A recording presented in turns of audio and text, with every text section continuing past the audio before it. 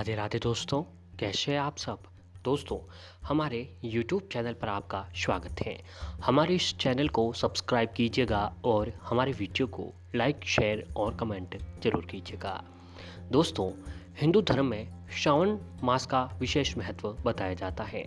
यह महीना भगवान शिव को अत्यंत ही प्रिय होता है। जी हाँ दोस्तों, श्रावण के पूरे महीने भगवान शिव की पूजा आराधना करके उनका आशीर्वाद प्राप्त करते हैं। दोस्तों, कहा जाता है कि अगर आपके जीवन में कोई कष्ट, संकट, परेशानी है तो दोस्तों सावन के महीने में भगवान शिव की आराधना करने से व्यक्ति की हर तरह की परेशानी खत्म हो जाती है। इस साल का दोस्तों ये पावन महीना 25 जुलाई से शुरू हो रहा है। धार्मिक मान्यताओं के अनुसार सावन के महीने में भगवान शिव और माता पार्वती की विधि विधान से पूजा करने से भक्त की हर मनोकामनाएं पूरी होती हैं। इसके साथ ही सावन के सोमवार का व्रत रखने से भोलेनाथ की विशेष कृपा भी जातक को प्राप्त होती है। शास्त्रों में भी सावन मास के महत्व का जिक्र मिलता है कि कहा जाता है कि इस महीने में भगवान शिव जल्दी प्रसन्न होते हैं। वैसे तो भगवान शिव दोस्तों भोले देव बताए गए हैं, यानी अपने भक्तों से सबसे जल्द प्रसन्न होते हैं। लेकिन सावन के महीने में भगवान शिव की आराधना और नाम लेने मात्र से ही भगवान शिव प्रसन्न होने लग जाते हैं। इसके साथ ही सोमवार के व्रत का फल शीघ्र मिलता है और सावन मास में भगवान शंकर की पूजा से विवाह में आदि आ रही अड़चनें दूर होने की मान्यता है। अगर आप इस साल सावन में भगवान शिव की पूजा आराधना कर प्रश्न करना चाहते हैं तो दोस्तों आपको भगवान शिव के समक्ष हम आपको कुछ ऐसे काम बताएंगे जिन्हें करने से आपको शिव की कृपा जरूर प्राप्त होती है। सुबह जल्दी उठ जाएं और स्नान आदि से निवृत्त होने के बाद स्वच्छ वस्त्र धारण करें। घर के मंदिर में दीपक रोज प्रज्वलित करें।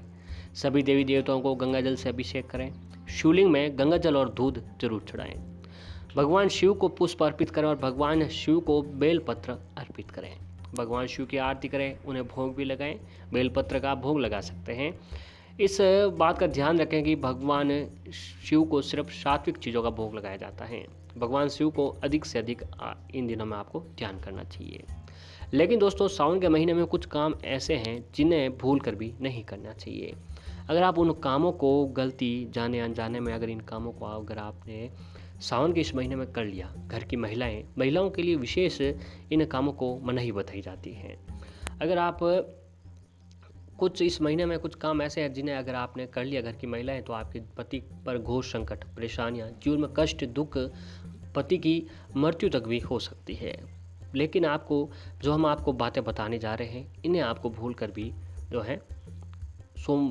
सावन के सोमवार या सावन के किसी भी दिन भूल कर भी आपको ये काम नहीं करने चाहिए। जाने अनजाने अगर आप ये काम कर लेते हैं तो दोस्तों आपको बहुत ही कष्टों का सामना करना पड़ता है। तो दोस्तों सबसे पहला है कि हिंदू शास्त्रों के अनुसार महिलाओं की कुंडली में बृहस्पति पति और संतान का कारक होता है। इससे साफ है कि गुरु संतान और पति दोनों के जीवन को प्रभावित करता है। ऐसे में श्रावण महीने के गुरुवार को महिलाओं को ना बाल धोना चाहिए और ना ही बाल कटवाना चाहिए। जी हाँ दोस्तों, महिलाओं को सावन के सोमवार और गुरुवार के दिन भूल कर भी ना बाल धोने चाहिए और ना ही बाल आज के दिन कटवाने चाहिए। अगर वो बाल धोती है, कटवाती हैं तो पति और संतान की उन्नति रुक जाती है।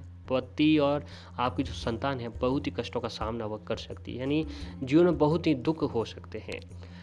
पति और आपका पुत्र बहुत ही संकटों का सामना उनको करना पड़ता है। आर्थिक संकट और जीवन में कई प्रकार के संकटों का सामना आपको करना पड़ सकता है। तो महिलाएं इस दिन भूल कर भी बाल नहीं धोए, नहीं आपको आज के दिनों में बाल कटवाने चाहिए।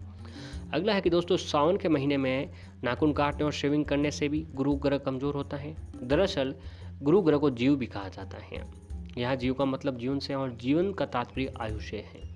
यही कारण है कि सावन के महीने में गुरुवार को नाखून काटने और शेविंग करने से मना किया जाता है। माना जाता है कि ऐसा करने से जीवन पर नकारात्मक प्रभाव पड़ता है और उम्र व्यक्ति की कम हो जाती है। तो इस महीने में न ही बाल काटे और न ही आपको शेविंग और नाखून कटवाने चाहिए।